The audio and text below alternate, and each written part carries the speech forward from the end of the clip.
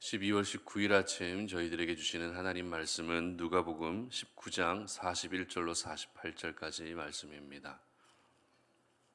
말씀을 함께 봉독하겠습니다. 가까이 오사 성을 보시고 우시며 이르시되 너도 오늘 평화에 관한 일을 알았더라면 좋을 뻔하였거니와 지금 내 눈에 숨겨졌도다. 날이 이를지라 내 원수들이 토둔을 쌓고 너를 둘러 사면으로 가두고 또 너와 및 그 가운데 있는 내 자식들을 땅에 메어치며 돌 하나도 돌 위에 남기지 아니하리니 이는 네가 보살핌 받는 날을 알지 못함을 인함이니라 하시니라. 성전에 들어가사 장사하는 자들을 내쫓으시며 그들에게 이르시되 기록된 바 내 집은 기도하는 집이 되리라 하였거늘 너희는 강도의 소굴을 만들었도다 하시니라. 예수께서 날마다 성전에서 가르치시니 대제사장들과 서기관들과 백성의 지도자들이 그를 죽이려고 꾀하되 백성이 다 그에게 귀를 기울여 들으므로 어찌할 방도를 찾지 못하였더라. 아멘. 예수님의 감정으로 살아야 한다라는 제목으로 오늘 말씀 전합니다. 4차 산업 시대를 살면서 우리 삶의 여러 영역에서 AI라고 하는 인공지능 기술을 쉽게 찾아볼 수 있게 되었습니다. 이와 같은 기술로 인해서 우리 삶은 굉장히 편리해지게 되었죠. 자율주행 자동차가 등장했고, 그리고 멀리서도 원격으로 모든 가전제품들을 조정할 수 있는 그런 스마트 기술들이 발달하게 되면서 삶의 질이 많이 향상되었습니다. 하지만 한편으로는 이 많은 부분들이 인공지능 기술로 대체되면서 그로 인한 부작용들이 생기고 있습니다. 그로 인한 단점들도 발견되고 있다는 것입니다. 여러분, 인공지능 기술의 가장 큰 단점이 무엇일까요? 우리 삶의 여러 부분에서 편리함은 제공해 주고 있지만 인공지능 기술의 단점은 감정이 없다는 것입니다. 인간의 기본적인 감정을 프로그래머 시켜서 그 기술에 접목시킨다 할지라도 인간의 모든 감정을 기술로 표현하는 데는 한계가 되어 있습니다. 오직 프로그램화된 그 부분들만을 실행하고 그렇게만 일을 처리하는 그 기술은 사람의 감정을 그 가운데서 느낄 수 없다는 것입니다. 아무리 정확하고 또 아무리 빠르다 할지라도 인공지능 기술은 완전한 사람처럼 보여질 수는 없다는 것입니다. 이것을 보면 사람이라는 존재는 하나님의 형상을 닮은 아주 귀한 존재라는 사실을 먼저 우리가 깨닫게 되는데요. 여러분, 하나님의 형상을 닮았다는 것이 무엇을 의미할까요? 하나님의 형상을 닮았다. 하나님의 외모를 닮았다는 의미입니까? 그렇지 않습니다. 우리 하나님은 영이시기 때문에 어떤 외모, 형상은 없으십니다. 그렇기 때문에 하나님의 형상을 닮았다라는 것은 여러 감정들을 포함한 성품들이 하나님을 닮았다는 것입니다. 그러므로 이 감정이라고 하는 것은 하나님이 사람에게 주신 특별한 선물이라 할 수 있는 것입니다. 오늘 본문은 하나님의 아들로 오신 예수님에게서 이 두 가지 감정의 모습을 계속해서 발견하게 되는데요. 예수님께서 오늘 보여주셨던 첫 번째 감정은 슬픔의 감정이었습니다. 그리고 두 번째 감정은 분노의 감정이었습니다. 먼저 슬픔의 감정을 한번 찾아보도록 하겠습니다. 41절 말씀 보시기 바랍니다. 가까이 오사 성을 보시고 우시며 이렇게 기록하고 있죠. 예수님의 슬픔의 감정이라는 것은 예수님이 눈물을 흘리시는 그 모습이었습니다. 그렇다면 예수님이 눈물을 흘리셨던 이유가 무엇이었을까요? 예수님이 오늘 슬픔의 감정이 북받쳐 올라올 수 있었던 이유가 무엇이었을까요? 바로 예루살렘의 멸망을 예언하시며 슬픔의 감정이 북받쳐 올라오셨다는 것입니다. 특별히 44절의 기록을 한번 보도록 하겠습니다. 또 너와 및 가운데 있는 내 자식들을 땅에 메어치며 돌 하나도 돌 위에 남기지 아니하리니 이는 네가 보살핌 받는 날을 알지 못함을 인함이니라 하시니라. 아멘. 자, 예수님께서는 예루살렘이 멸망하게 될 것을 예언하셨는데요. 그런데 단순히 이 성이 무너지고 성이 멸망할 것을 생각하시며 눈물을 흘리셨던 것이 아닙니다. 예수님이 울 수밖에 없었던 진정한 이유는 우리가 조금 전에 읽어본 말씀처럼 또 너와 내 가운데 있는 자식들이라고 기록된 이 유대 백성들 한 사람 한 사람을 생각하시며 예수님이 눈물을 흘리셨던 것입니다. 다시 말해서 예수님을 거부하고 예수님의 심판을 받게 될 그 영혼들, 한 영혼 한 영혼들을 바라보시면서 안타까움의 눈물을 흘리셨던 것입니다. 분명 하나님의 선택받은 백성들이었지만 그러나 예수님을 거부함으로 말미암아 예수님으로부터 멸망의 심판을 받게 될 그 한 영혼 한 영혼을 바라보시며 예수님은 눈물을 흘리셨던 것입니다. 이를 통해 우리가 알게 되는 것이 무엇입니까? 바로 우리 예수님이 한 영혼을 얼마나 귀하게 여기고 계시는가 하는 것을 저희들은 알게 되는 것이죠. 그래서 그 한 영혼을 구원하시기 위해서 자신의 몸을 버리시면서까지 우리를 구원해 주셨던 것입니다. 그리고 이어지는 예수님의 또 다른 감정이 한 가지 더 있는데요. 45절 말씀 보시기 바랍니다. 성전에 들어가사 장사하는 자들을 내쫓으시며 이렇게 기록하고 있습니다. 예수님이 예루살렘으로 들어오시면서는 슬픔의 감정이 북받쳐 올라왔지만 이제 성전으로 들어오시면서는 그 감정이 180도 변하게 되는데요. 그 바뀐 감정이란 어떤 감정이었습니까? 바로 분노의 감정이었다는 것입니다. 예수님은 성전 안에서 장사하고 있던 사람들을 모두 내쫓으셨는데요. 그러실 수밖에 없었던 이유가 무엇이었을까요? 46절 말씀 보시기 바랍니다. 그들에게 이르시되 기록된 바 내 집은 기도하는 집이 되리라 하였거늘 너희는 강도의 소굴을 만들었도다 하시니라. 아멘. 무슨 말입니까? 기도하는 집이 되어야 할 성전이 장사하는 사람들로 넘쳐나고 있었던 것입니다. 그런데 단순히 장사하는 것이 문제가 아니었습니다.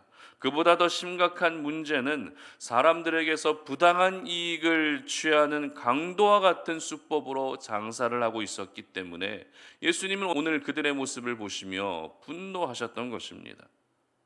예수님은 바로 이러한 모습을 보시며 그들을 모두 내쫓으셨고 그들을 향해 굉장한 분노를 나타내고 계셨던 것입니다.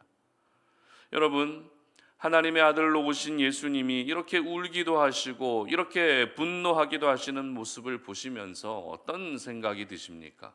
바로 우리 예수님은 하나님의 아들이시지만 사람의 몸으로 이 땅에 오셨기 때문에 우리 인간이 가지고 있는 모든 감정을 동일하게 가지고 계시는 분이다라는 것을 알게 되는 것입니다.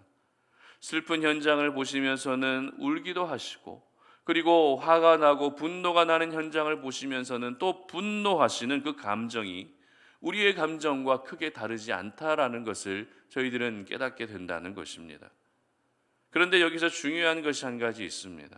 그것이 무엇인가 하면 예수님의 감정의 원인과 저희들의 감정의 원인은 전혀 다르다는 것입니다. 다시 말해서 예수님이 눈물을 흘리시는 이유, 예수님이 분노하시는 이유는 저희들이 주로 슬퍼하고 저희들이 주로 분노하는 이유와 큰 차이가 있다는 것입니다. 앞서 말씀드린 것처럼 예수님의 눈물의 이유가 무엇이었습니까?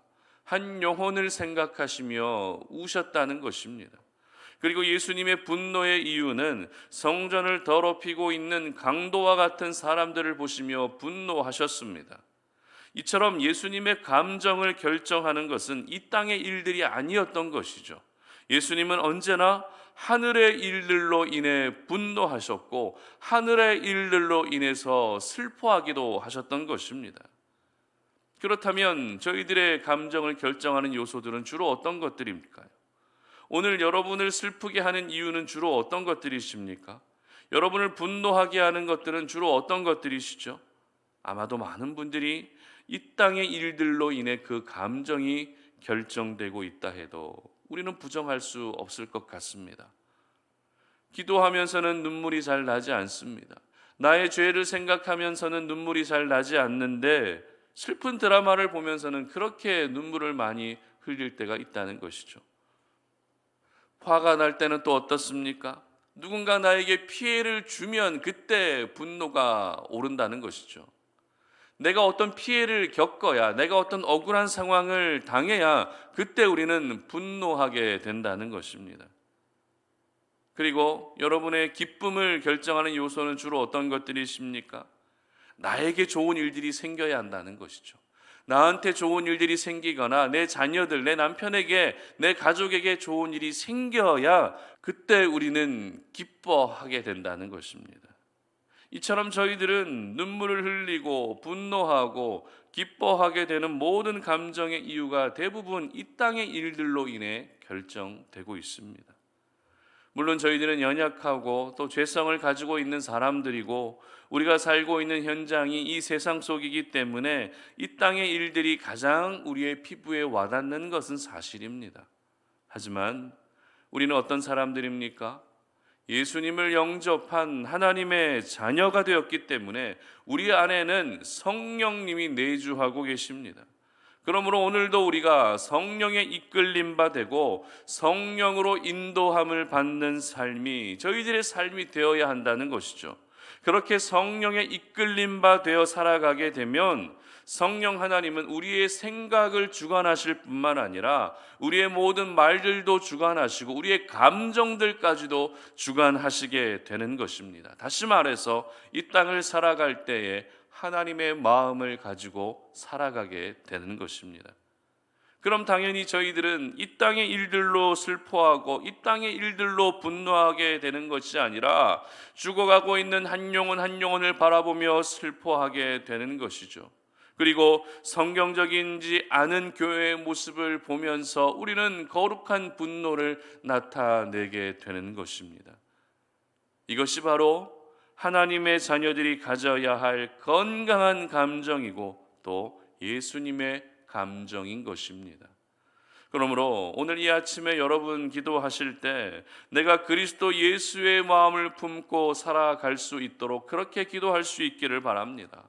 하나님의 마음을 가지고 살아갈 수 있도록 기도하시기를 바랍니다. 내 감정이 내 감정을 결정하는 모든 요소들이 우리 자신이 아니라 이 땅의 일들이 아니라 하늘의 일들, 성경에 기반된 감정을 가지고 우리가 살아갈 수 있게 해달라고 그렇게 여러분 모두 기도할 수 있기를 바랍니다. 만약 우리가 여전히 이 땅의 일들로 내 감정이 결정된다면 그 감정은 다른 사람들과의 관계 속에서 계속적으로 오해를 일으키고 또 여러 가지 분쟁을 일으킬 우려가 큽니다. 그러나 하나님의 일들로 우리의 감정이 결정된다면 그 감정에 대해서는 그 누구도 문제 삼을 수 없는 것이죠. 그러므로 우리 송탄오륜의 모든 가족들은 여러분의 감정이 하늘의 일들로 결정될 수 있게 하시기를 바랍니다. 죽어가는 한 영혼을 바라보시며 슬퍼하시고 그리고 건강한 교회의 모습을 잃어버린 그러한 교회들을 보고 그러한 이 땅의 일들을 바라보시며 거룩한 분노를 나타낼 수 있기를 바랍니다. 그래서 예수님의 감정이 바로 여러분의 감정이 되게 하시기를 바랍니다. 예수님이 눈물 흘리시는 곳을 바라보시며 나도 역시 눈물 흘리고 예수님이 분노하시는 현장을 보시며 나도 역시 분노하며 그렇게 또 예수님이 기뻐하시는 곳을 향해 나도 역시 기뻐할 수 있는 우리의 감정이 예수님의 감정과 동일해질 수 있는 그러한 우리 성도님들의 삶이 되시기를 주님의 이름으로 축복합니다. 함께 기도하겠습니다. 살아계신 하나님 감사합니다. 오늘 이 아침에 우리가 주의 말씀을 묵상하며 오늘 이 하루를 시작합니다. 하나님 정말 우리의 감정을 결정하는 요소들이 이 땅의 일들이었음을 고백합니다. 나에게 어떤 좋은 일들이 있어야 우리는 기뻐했고 나에게 어떤 피해가 생기면 그때 우리는 분노했고 모든 감정에 결정하는 원인들이 이 땅의 일들 그리고 우리 자신이었던 것을 기억합니다. 그러나 오늘 예수님의 모습을 보면서 한 영혼을 바라보며 슬퍼할 수 있는 마음을 허락해 주시고 그리고 성경적이지 않는 그러한 교회의 모습들과 이 땅의 모습들을 바라보며 거룩한 분노를 나타낼 수 있는 저희들 되게 하여 주시옵소서. 오늘 하루 우리가 살아갈 때에 나의 감정에 충실하는 것이 아니라 예수님의 감정을 가지고 이 땅을 바라볼 수 있는 저희들이 되게 하여 주시옵소서. 감사드리며 예수님의 이름으로 기도드립니다. 아멘.